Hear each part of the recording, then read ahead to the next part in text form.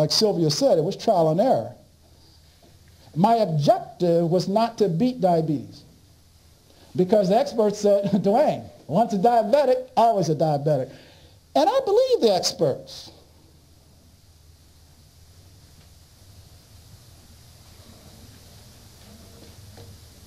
But the experts were proving themselves wrong based on the data that I was collecting. And as an engineer, it's all about the data. 1 + 1 is 2. And so when an expert says, well, DeWayne, not exactly. Oh, so 1 + 1 is not 2? Well, not in all cases. Okay, then give me the hypothesis that warrants this equation not being true. They couldn't give me a reason.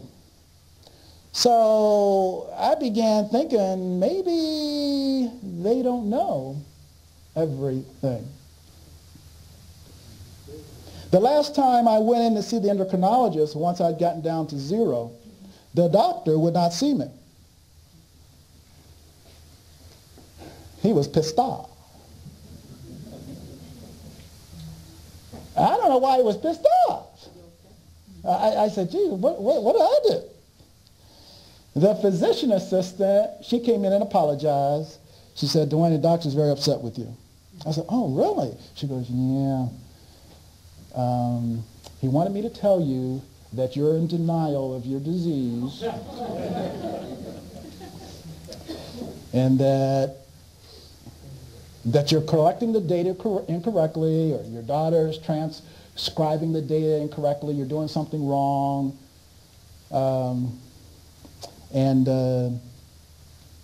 Even if the readings are true, within 3 months, the high glucose readings will return, because there is no cure for type 2 diabetes. I heard that from the moment I came out of the coma. It's every day. I'm going, why are they beating this into my head? I agree. Okay, there's no cure. And then the thing that kind of got me to thinking that maybe they don't know what they're talking about was just before I left the hospital, I had 4 doctors, I think. Cardiologist, podiatrist, endocrinologist, and another ologist. Don't know, but he was collecting paychecks from me. I was writing checks. Oh, neurosurgeon. And the neurosurgeon came in and, yeah, Mr. McCulley, we hear that you're going to be leaving and da-da-da. Well, we just want to let you know that you can save $250 if we go ahead and remove your legs today.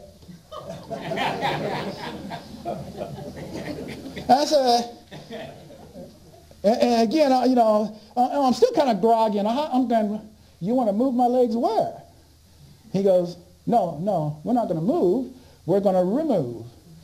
And I'm trying to listen. Remove? I don't understand. Remove them from where? He goes, well, we're going to remove them from you. I said, you mean amputate? Oh, well, we don't like to use that word, Mr. McCulley, because we care for our patients, and we would prefer to use the term remove your legs. And I'm going, you're going to cut off my legs? He goes, well, yes, but you will save $250 because you have excellent insurance. I'm thinking, oh, so I'll save $250. He goes, oh, yeah. So if I leave and I come back 2 months later, because the damage that had been done to my legs and the skin had turned black and so forth and so on, that I would have to pay this extra $250. And I'm sitting there thinking, so is it $250 I save for each leg, or is it? And I think when I told Cynthia, she goes, Dad, it doesn't matter whether it's $250 for one or both. You don't want them cutting off your leg. I said, yeah, I guess so. but I was just kind of thinking about the money. I'm going, oh, I would save some money. But due to the other events, I thought maybe I should wait. And so a couple of months went by, and based on my blood work and how I was progressing, the neurosurgeon, they called me at home and said, Mr. McCulley, we got some great news. I said, what's that? We won't have to remove your legs. We're only going to have to just take your toes. I said, okay, I'm sorry. I thought you said you had good news. He goes, yeah. He goes, instead of removing your legs, we're only going to remove the toes. And we're not going to take all the toes. We're just going to take the black ones on the end. I said, okay. I said, okay, all my toes are black. So you got to kind of give me a hint. Which black ones are you talking about? Mr. McCulley, you got to take this a little bit more seriously.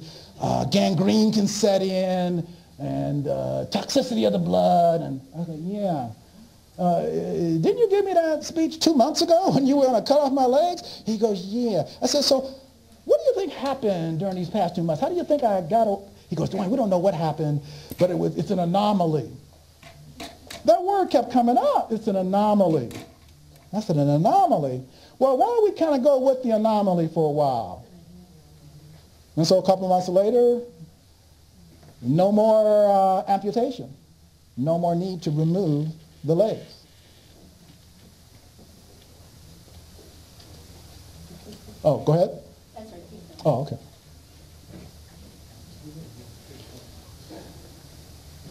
When I went back to work, everyone was shocked to find out that I was off insulin.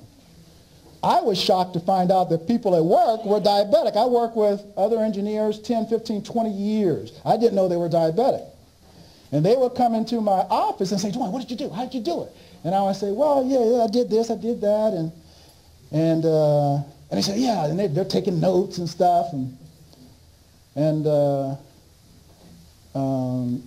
finally they say, yeah, DeWayne, could you just write it down and put it in a document?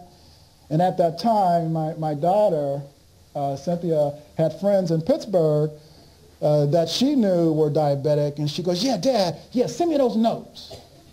And I said, okay, I'll send you the notes. And maybe a month or so later, she goes, Dad, send me some more notes. And I go, well, what did you do with those notes? Oh, I made copies, and everybody, they want more. And I go, whoa, Cynthia, you can't be giving that stuff out. I'll get sued. Oh, she goes, no, Dad, these are good people. I said, yeah, good people sue.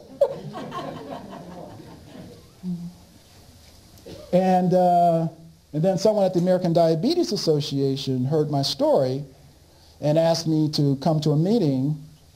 And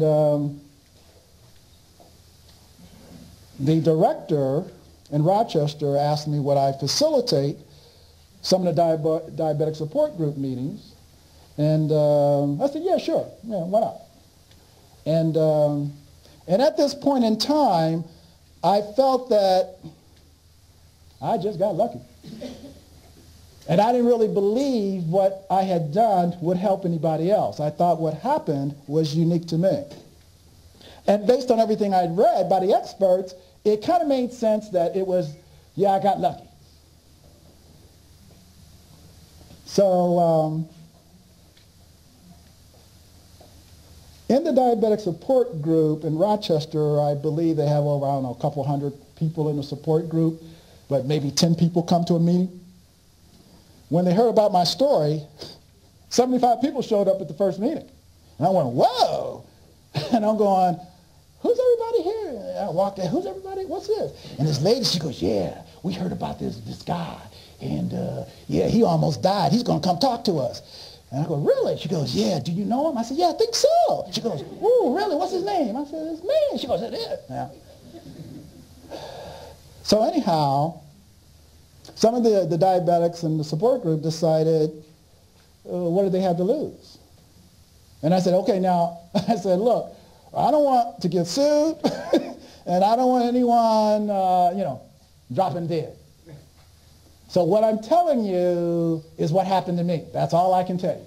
because I don't have any other date.